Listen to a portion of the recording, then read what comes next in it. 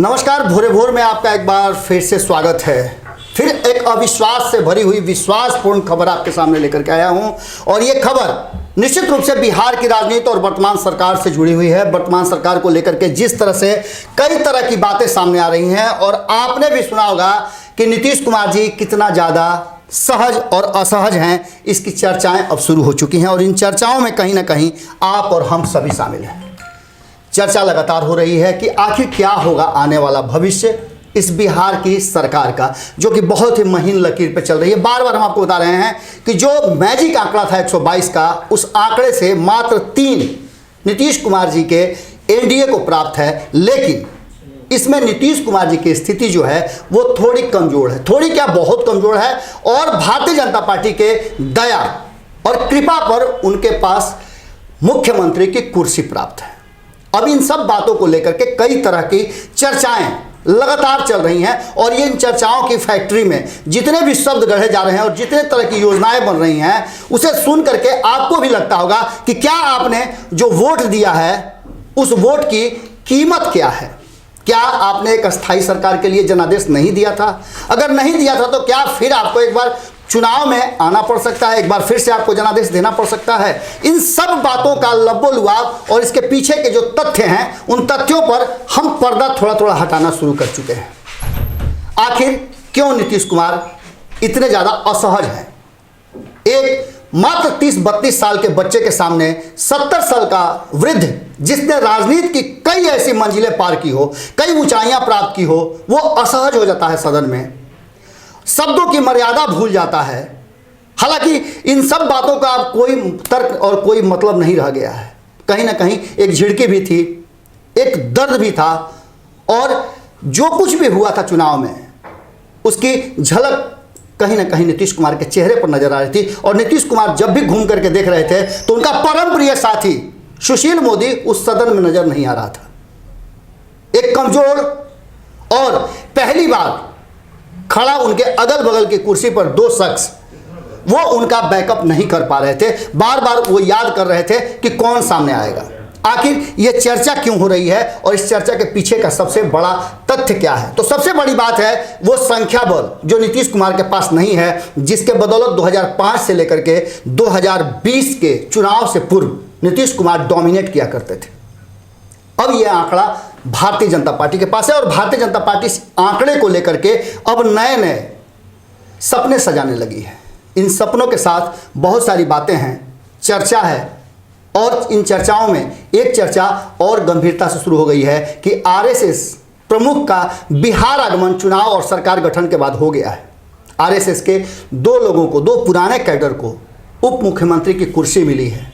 दोनों ही आरएसएस से जुड़े हुए थे और इसके पीछे बहुत सारे तर्क भी दिए जा रहे हैं। कहा यह जा रहा है कि नीतीश कुमार में वो मादा नहीं रह गया है जो कभी हुआ करता था। 2005 से लेकर के 2013 तक नीतीश कुमार लगातार भारतीय जनता पार्टी को सामने से टक्कर दिया करते थे और कहते थे कि मेरी शर्तों पे सरकार चलेगी, लेकिन आज वो बातें नजर नहीं आ रही हैं। लेकिन कहा यह जाता है कि नीतीश कुमार अपनी शर्तों पर राजनीति करने के लिए जाने जाते हैं। हमने भी आपको बताया था कि नीतीश कुमार बेहतर समझेंगे कि वो फिर से चुनाव में जाएं, लेकिन उससे पहले क्या भारतीय जनता पार्टी ऐसा करने देगी? ये एक बड़ा प्रश्न है और इस प्रश्न के पीछे खड़े हैं तेजस्वी यादव। कहीं ना कहीं तेजस्वी यादव का वो 75 गो सीट और उनके साथ साथ उनके गठबंधन का जो 110 सीट है, जो बार बार या तो ललचा रहा है या फिर डरा रहा है। अब इस लालच में कौन पड़ता है या फिर कौन डरता है, दोनों बातें सामने आ रही हैं। नीतीश कुमार जी कब का अगर भारतीय जनता पार्टी के पास विकल्प होता तो उनको छोड़ चुकी होती, या फिर नीतीश कुमार के पास विकल्प होता तो वो अब तक भारतीय जनता पार्टी को छोड़ चुके होते। लेकिन इसके पीछे की बहुत बड़ी राजनीति है। नीतीश कुमार जी क्यों भारतीय जनता पार्टी के साथ रहना चाहते हैं और इस परिस्थिति में भी इसके पीछे भी बहुत बड़ी राजनीति है। सुशील मोदी का अलग होना नीतीश कुमार जी को कितना कचोट गया, ये बातें आपको समझ में आ रही होगी। अब भारतीय जनता पार्टी भी पहले वाली भारतीय जनता पार्टी नहीं रह गई है। यदा कदा आपने देखा होगा कि गिरिराज सिंह आते हैं, कुछ शब्द बोलते हैं और बोल करके वो बिहार की राजनीति में थोड़ा सा ये बताने का प्रयास कर देते हैं कि कहीं ना कहीं भारतीय जनता पार्टी अब उस जगह पर आ गई है। चिराग पासवान के मामले को लेकर के जहां तक भारतीय जनता पार्टी चुप्पी साधे हुए है, उससे भी नीतीश कुमार की बेचैनी बढ़ रही है।